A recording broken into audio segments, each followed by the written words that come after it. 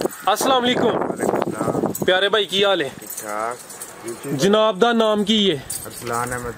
अरसलान भाई मेरे दोस्तां नू अपना इलाका दसो, अपनी लोकेशन दसो। जिला सियालकोट, तहसील समड़ियाल, पास गाँव है। गाँव दा नाम की है? दोस्तपुरा। ते तुहाडे कोल किन्ने जानवर बराए फरोख्त ने? 14 जानवर ने माशाल्लाह जी। 14 जानवर ने, 14 बकरियां ने, मक्खी चीनी इन्हां दी नस्ल है जेड़ियां के बराए सेल ने। ते ए भाई जान जेड़ी 14 बकरियां ने नस्ल इन्हां दी मक्खी चीनी है? हाँ जी।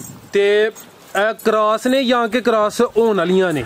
कुछ क्रॉस ने जी, कुछ होने वालियां ने क्रॉस। ते किन्नियां क क्रॉस ने? क्रॉस है 7 बकरियां क्रॉस, ते बाकी 7 हले क्रॉस नहीं हुई? हाँ तैयार ही है बस। ठीक है। ते ए जेड़ियां ने तुसी एक एक करके सेल करो दे या कि पूरी लाट 14 दी 14 सेल करो दे? 14 दी 14 सेल करो। ठीक है। ए मैं अपने दोस्तों नू पहले तुहाडे जानवर थोड़े चेक करा ला। माशाल्लाह जी 14 जानवरां दी ए लाट है। 7 क भाई हरी कह रहे ने कि क्रॉस ने ते 7 क जेड़ियां ने कि हले क्रॉस होने वालियां ने। माशाल्लाह जी आ तुसी देख लो, तसल्ली नाल जरा वेख लो कुछ दी। अच्छा प्यारे भाई सामने आके इन्हां दी उम्र ते दसो, इत्थे इन्हां दी उम्र किन्नी के? मुख्तलिफ हैगी है जी उम्र, तकरीबन किसी दी 10 महीने हैगी, किसी दी जी 15 माह हैगी ते किसी दी 7 माह हैगी। अच्छा यानी कि ज्यादा तो ज्यादा 10 माह में ते 15 माह में ते कम अज कम कोई 7-8 माह इन्हां दी उम्र है। ते टोटल 14 जानवरां दी अलाट है। माशाल्लाह जी सोहणियां मक्खी चीनी 7 क्रॉस ने ते 7 क्रॉस होने वालियां ने। हले 14 बकरियां दी सोहनी लाट है माशाल्लाह। अच्छा प्यारे भाई ए दसो कि जेड़े दोस्त तुहाडे कोल बकरियां लेना चाहते ने एक एक करके सेल करो दे या पूरी लाट ही सेल करो दे? नहीं जी ये पूरी लाट ही सेल कर। अच्छा पूरी लाट ही सेल करनी है। ते की तुसी आ पूरी लाट दा अगर कोई लिंदा ते फी बकरी किन्ने दी तुसी सेल करो दे? एक बकरी तकरीबन 14,000 रुपए दी सेल कर।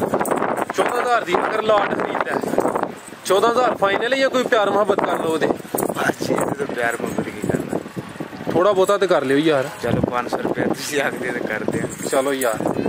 ते मोबाइल नंबर तुहाडा मैं फिर स्क्रीन ते दे दांदा, जेड़े दोस्त राबता करना चाहते ने तुहाडे नाल राबता कर सकते ने। माशाल्लाह जी 14 बकरियां ने, मक्खी चीनी बकरियां ने। भाई हरी कह रहे ने 7 बकरियां क्रॉस ने ते 7 बकरियां क्रॉस नहीं।